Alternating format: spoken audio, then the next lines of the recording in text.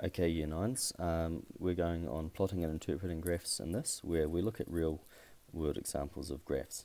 And so in this example, I suggest that you just pause it and read through all of this, rather than me reading through it. But essentially, it costs to grow something, and then they add $10 to it, and then that cost is times by 3, and then it's sold to the businesses. And so that's what we're working out here. So with question A, it's saying calculate how much the business pays to lease a plant that costs $18 to grow. So that would be 18, and then we add 10 to it, plus 10, and then whatever the result of that is, we times it by 3. And so put that into our calculator, so that's 28 times 3, so that's going to be 84, so that's $84. Okay, question B is asking us to complete this table here. And so we're doing the same thing, so it'd be 20 plus 10 times 3, and that's 90. Next one's 30 plus 10 times 3, and that's 120. So you can see here that the process is the same, we're just putting in a different number each time. And this is very similar to what we were doing for graphs before.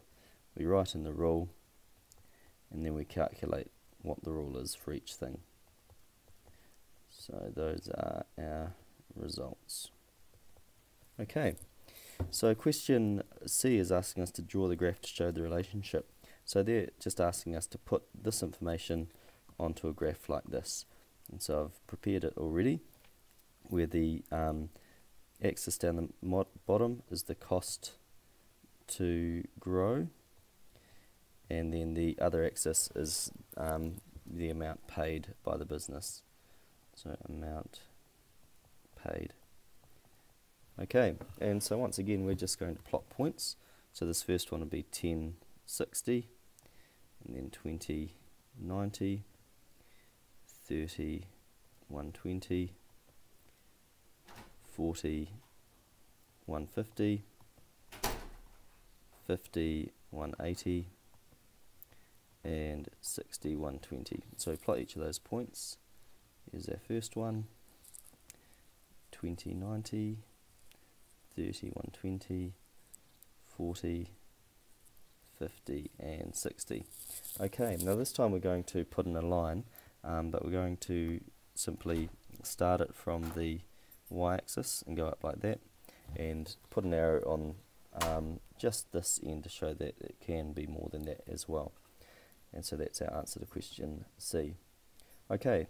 Question D is asking us to estimate the growing cost for a bonsai that leases for 165. So for this one, we want to find 165, which would be around about here, and track across until we reach our graph.